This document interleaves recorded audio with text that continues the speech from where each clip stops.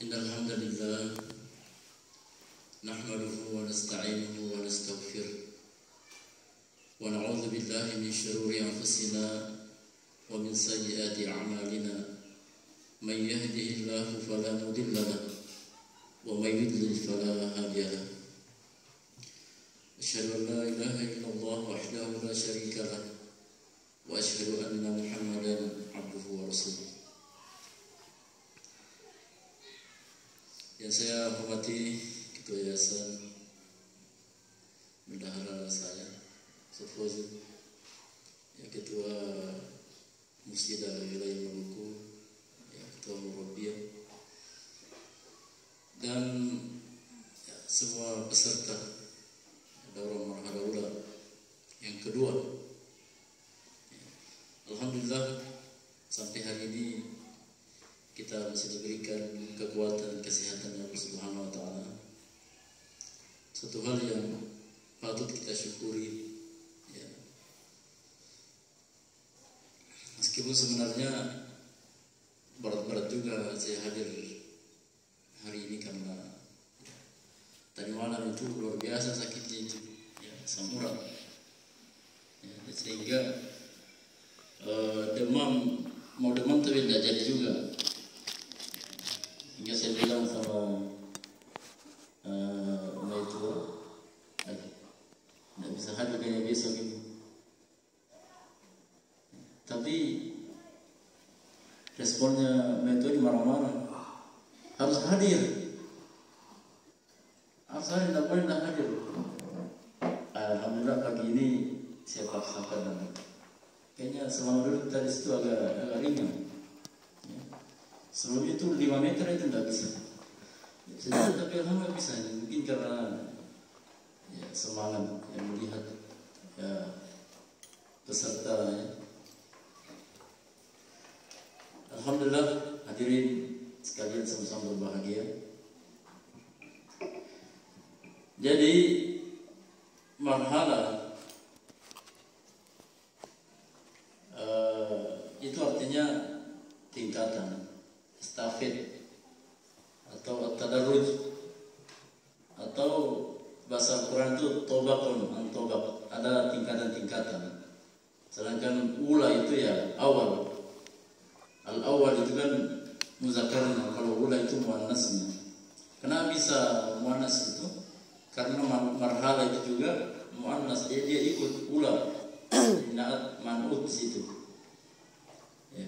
Kalau dia di marhala itu bukan muannas, maka naat man'utnya juga dia harus ikut muzakkar kalau bukan muannas. Ya. Jadi secara bahasa seperti itu. Di organisasi manapun yang sudah agak modern, itu pasti ada upgrading atau ingin meningkatkan kemampuan kadernya. Itu pasti. Di Muhammadiyah itu kita kenal dengan Darul Arqam 1, Darul Arqam 2. Itu dalam rangka apa? Dalam rangka untuk menguatkan ya pemahaman kader itu tentang organisasi. Nah, seperti itu. Hidayatullah tidak ketinggalan, ya, hadirin sekalian. Dan ini sudah dirancang oleh pendiri-pendiri Hidayatullah. Banyak mereka itu sudah mendahului kita, sudah banyak meninggal. Memang di awal-awal Hidayatullah itu belum diklasikalkan seperti ini. Jadi Abdullah Said itu kadang-kadang memanggil kawan-kawannya itu membahas sistematika wahyu ini, ya, membahas tentang kemana arah perjuangan kita ini, ya, masih digodok. Ya, masih dalam penggodokan terus dengan kawan-kawan beliau. Tapi setelah beliau meninggal dan ternyata di belakang beliau juga banyak yang wafat, maka perlu rasanya untuk diklasikalkan. Ya, muncullah marhala ula, marhala wusta. Ya. Dan memang, ya, hadirin sekalian, Abdullah Said itu mendirikan pesantren. Sebenarnya itu kan untuk memudahkan masyarakat ya, memahami pemikiran beliau sebenarnya. Hanya nama pesantren yang mendekati makna perjuangan yang disodorkan dalam belas Said. Kalau kita bilang mungkin kampung Islam atau kan orang bilang wah radikal lagi, atau orang konotasinya ya seperti itu, intoleran. Makanya ketika beliau sering mengungkapkan kalau kita hanya untuk menambah jumlah, buat apa kita dirikan Hidayatullah? Lebih baik kita gabung ke Muhammadiyah, ke NU, ke yang lain. Buat apa kita mendirikan itu? Kita gabung saja. Kalau untuk menambah jumlah, tapi kita punya nilai yang khas, nilai yang tidak dimiliki oleh organisasi manapun, yaitu manhaj itu.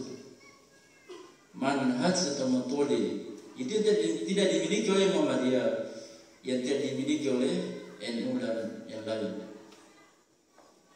Kalau kita mau mendapat kilasi perjalanan beliau, pendiri Hidayatullah itu Abdullah Said, beliau itu sebenarnya kader Muhammadiyah di Makassar. Beliau kader, tapi karena melihat ya metode atau manhaj Muhammadiyah ini kayaknya tidak sesuai dengan pemikirannya. Beliau itu umur 12 tahun itu sudah Jumat di Makassar itu.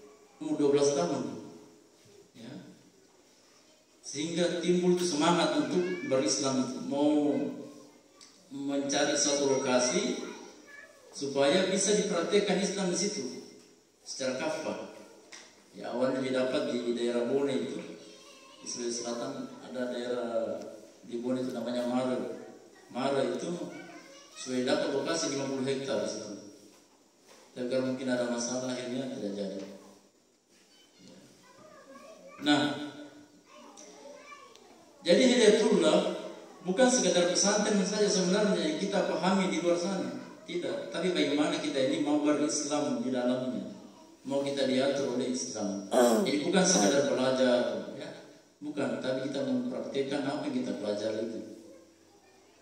Makanya di istilah itu orang masuk ke Hidayatullah itu ada dua sekarang. Ya. Orang yang masuk ke Hidayatullah itu ada dua motivasi. Yang pertama karena manhaji, yang kedua karena amal usaha itu. Awal-awal itu orang masuk ke Hidayatullah kebanyakan manhaji, ya, karena bersama belas Said. Sehingga meskipun mereka itu tidak digaji, ya, saya ingat guru saya itu gajinya itu 25.000 dulu itu. Ada guru saya di MI itu gajinya 25.000. Kakak saya sendiri juga gajinya 25.000 waktu itu. Ya 25 itu kan dulu masih besar juga ya. Tapi tetap bertahan sampai sekarang. Karena betul-betul dia masuk ke Hidayatullah itu karena manhaji. Artinya karena metode yang didapatkan dari Abdullah Said, sehingga mereka itu semangat, tidak memikirkan ya yang lain-lain. Nah, setelah Hidayatullah berkembang besar, amal usaha sudah banyak ya. Akhirnya orang berbondong-bondong masuk Hidayatullah ya, karena banyak sudah amal usaha. Nah, ini yang kita mau manhajikan begitu. Ya, meskipun kita masuk Hidayatullah karena amal usaha, tetap kita mau manhajikan, tetap harus dimengertikan tentang manhaj Hidayatullah itu. Ya, seperti sistematika wahyu. Ya, inilah tujuannya marhalah ula ini akan dibahas ya manhaj Hidayatullah, sistematika nuzulnya wahyu, tertib nuzul wahyu. Ya, dulu ya berubah dulu itu pernah namanya sistematika wahyu, pernah juga namanya wahyu sistem. Awal-awal di Hidayatullah dulu di Balikpapan itu kan, ya saya masih sempat tahu alhamdulillah itu ada namanya wahyu sistem itu. Tapi karena santri-santri itu kadang-kadang kan saking semangatnya ya, wahyu sistem itu kadang-kadang diplesetkan juga. Ya, jadi ketika ambil nasi di dapur, kemudian nasinya tumpah, wah dimarah-marahin sama temannya, apa bilang ini sudah wahyu sistem. Ya, ada kesalahan sedikit, wahyu sistem, wah tidak begitu juga sebenarnya. Jadi kita memahami wahyu sistem itu sebenarnya membiarkan Allah bekerja, itu namanya wahyu sistem. Ya. Membiarkan Allah bekerja, itu wahyu sistem namanya. Nah, sedikit kita paham dulu. Tapi gorok terus akhirnya menjadi ya sistematika wahyu. Ini hanya metode ya, ibu sekalian. serta norma. Ini hanya metode. Orang mau ikut atau tidak terserah. Ini metode. Ya sudah disepakati oleh pembesar-pembesar Hidayatullah. Ya. Abdul Qasim menemukan manhaj sistem tiga wahyu ini kan bukan dalam keadaan bersenang-senang, ya. Bukan dalam keadaan rihla atau pergi pagi, tidak. Beliau itu merenung, tabattul, ya, tabattul itu artinya sendiri merenung. Sama ketika Nabi SAW dan membawa Hira itu, ya, sehingga turun wahyu pertama itu. Abdul Qasim mendapat kelas ini. Dulu ada beliau punya gubuk itu di Gunung Binjai itu, ada gubuknya beliau itu. Saya pernah dulu sekali sana. Sering beliau itu beruzlah ke sana sendiri menyendiri, ya, tabattul itu. Sehingga inilah beliau temukan ini, ya, metode berislam ini seperti ini. Kalau kita mau kembali, ya, menjayakan Islam ini, kita harus mengikuti apa yang dijalankan oleh Nabi SAW yang para sahabatnya itu. Perkataan satu Imam Syafi'i, kalau kita mau, ya, jaya, kita mau seperti di zaman Rasulullah SAW, maka tidak ada cara lain, kita harus mengikuti metode beliau sebagaimana di awal itu. Di awal itu Allah Subhanahu Wa Taala yang membimbing beliau sebenarnya. Ya. Jadi Nabi SAW yang pada sahabat itu secara tidak sadar beliau itu memakai metode sistem tiga wahyu. Ya, meskipun waktu itu belum ada sistem tiga wahyu namanya, tapi ya secara implementasi, secara praktek itu Allah sudah memberikan sistem tiga wahyu itu secara otomatis. Karena itu turun pertama al-alaq. Kenapa Allah tidak menurunkan misalnya Al-Baqarah pertama? Kenapa mesti al-alaq? Ini kan sebenarnya Allah memberikan metode kepada Nabi kita bahwa ini loh yang pas untuk perjalanan Islam ke depan, ini yang pas, yang pertama yang turun. Sehingga ada yang pernah bertanya, pokoknya Al-Quran itu disusun sesuai dengan urutannya. Yang pertama turun kan al-alaq, kenapa mesti Al-Fatihah dulu, Al-Baqarah, Al-Imran, kenapa seperti itu? Kenapa bukan dari al-alaq, dari Al-Qalam, sesuai dengan urutannya itu? Ada ulama kita menjawab bahwa untuk menghafal Al-Quran itu memang metodenya yang paling bagus itu sudah dari Al-Fatihah, kemudian Al-Baqarah, ya, Al-Imran dan seterusnya. Untuk menghafal itu metode yang paling bagus. Tapi kalau untuk dipakai dalam manhaj berislam, itu memang dari al-alaq itu. Ya, dari al-alaq itu. Karena dari al-alaq itu nanti dibahas itu. Ya, Allah turunkan pelan-pelan itu al-alaq. Ya, al-alaq 1-5 itu. Dan setelah kita melihat sumulia, kita melihat sendi-sendi semua ayat itu, dia akan melahirkan suatu kesadaran berislam, sehingga timbullah kemauan untuk berislam dan lahir yang namanya syahadat. Sebagai ya rukun Islam yang pertama itu syahadat. Itu lahir dari al-alaq sebenarnya, syahadat itu. Luar biasa kalau kita mendalami sistem tiga wahyu ini. Jadi al-alaq itu dia akan nanti melahirkan syahadat. Ya, akan melahirkan syahadat. Mudah nanti instrukturnya atau materinya bisa memaparkan secara gamblang tentang al-alaq ini. Iqra saat dibahas itu ya sebenarnya kegiatannya kalau 2 hari ini kurang sebenarnya. Terkadang kurang juga hari ini. Ya.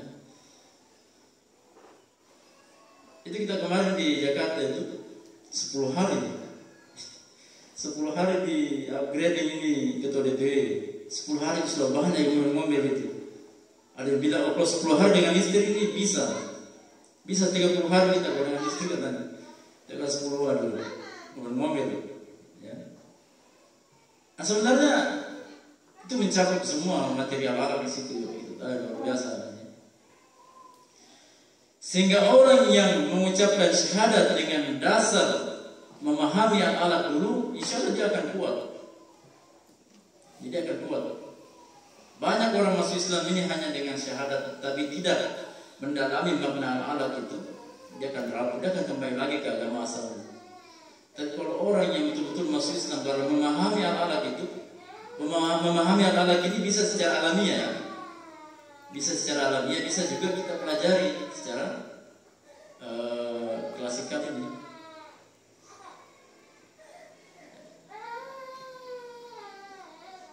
Dan sudah banyak bukti ya, sudah banyak bukti orang-orang yang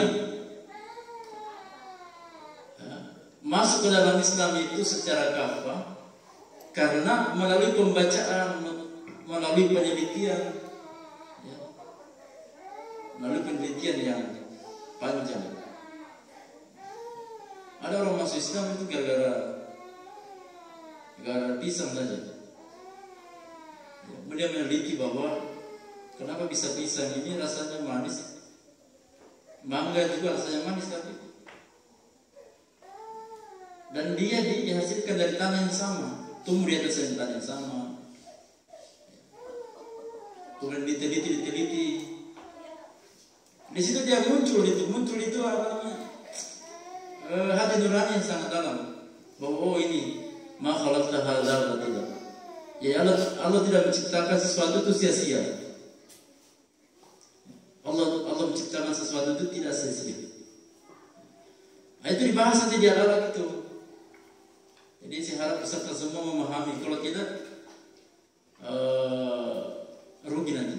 Dan harus serius ketika pemateri memaparkan materinya, itu harus ada feedback, tanya jawab begitu. Bahkan ada diskusi, ya, diskusi tentang al-alat ini. Kemudian yang kedua yang kedua surah Al-Qalam. Di Al-Qalam itu nanti ada cita-cita berquran. Kita punya semangat, kita harus berquran, cita-cita berquran namanya. Ya. Kita berislam ini bukan sekedar rutinitas yang mengamalkan ajaran Islam, tapi kita punya cita-cita yang jauh. Bahwa orang-orang terdekat kita juga ini harus masuk Islam semua secara kafah. Makanya kemarin distressing oleh pemimpin umum kita, Ustaz Abdul Rahman itu, Hidayatullah ini sebenarnya secara kedalam itu sudah kuat kita. Ya. Tapi ukhrijat linnas, ya, kita keluar ke masyarakat itu belum. Ya, belum. Di Untian begitu aja. Masih banyak tetangga kita yang belum mendapat halaqah, belum direkrut menjadi anggota halaqah. Ketika bapak pemimpin bilang begitu, saya langsung teringat Tanah Merah. Sudah pernah kita buka halaqah di Tanah Merah. Ya. Jadi ke depan itu semua cabang-cabang seluruh Indonesia itu harus merekrut, ya, tetangga-tetangga di sekitarnya menjadi anggota halaqah. Itu yang di stressing oleh bapak pemimpin kemarin itu. Ya, ukhrijat linnas kita kurang. Sehingga di zaman Umar itu ada salah seorang datang ke Khalifah Umar mengatakan bahwa alhamdulillah Umar, ya, kita ini dikatakan oleh Allah umat terbaik katanya. Umar bilang, di mana? Ya kan dalam ayat itu kuntum khaira ummah. Kalian semuanya adalah umat yang terbaik. Ya. Umar bilang apa?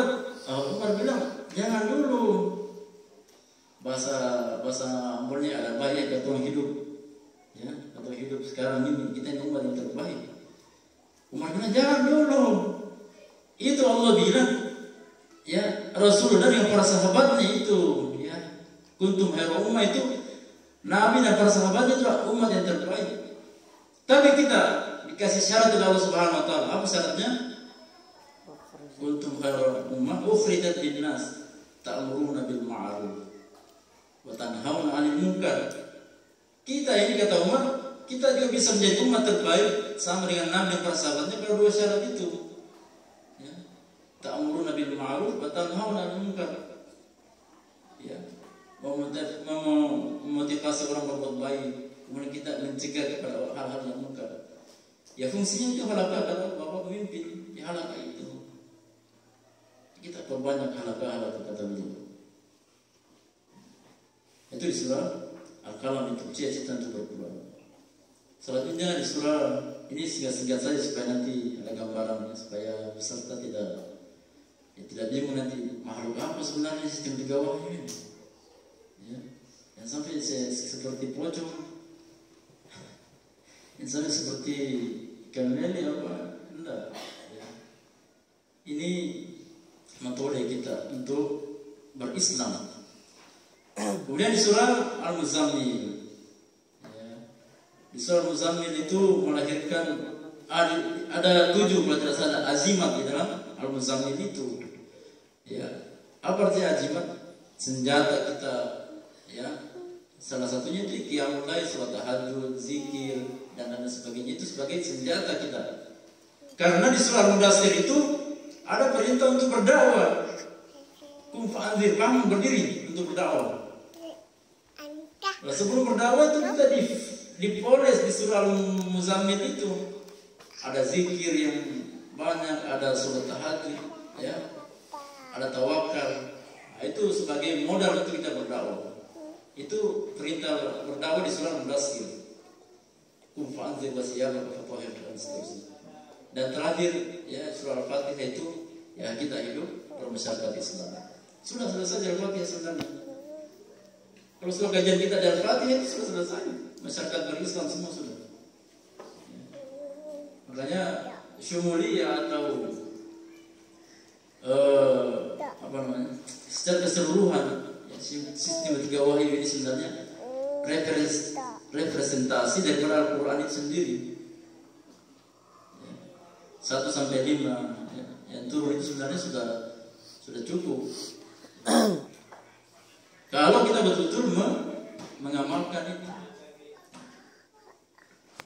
ya saya kira demikian. Hanya saya berharap kepada pemateri-pemateri instruktur untuk betul-betul memaparkan secara gamblang ya sistematika wahyu ini. Nanti kan setelah sistematika wahyu ini kan marhala ula ada marhala wusto. Marhala wusto itu nanti berbicara tentang jati diri hidayatullah. Nah itu sudah ada 6 itu jati diri hidayatullah. Setelah marhala ula kan ada marhala wusto. Setelah marhala wusto ada marhala ulia. Ya, ini ulia belum ada. Ya Ustaz DPP juga masih merumuskan ini marhala ulia itu materinya seperti apa. Saya kira demikian ya, tahapan-tahapan menjadi kader di hidayatullah. Ya, semua kita ini kader ya, dan semua kita ini adalah kader Islam, kader Nabi Muhammad SAW. Assalamualaikum warahmatullahi wabarakatuh.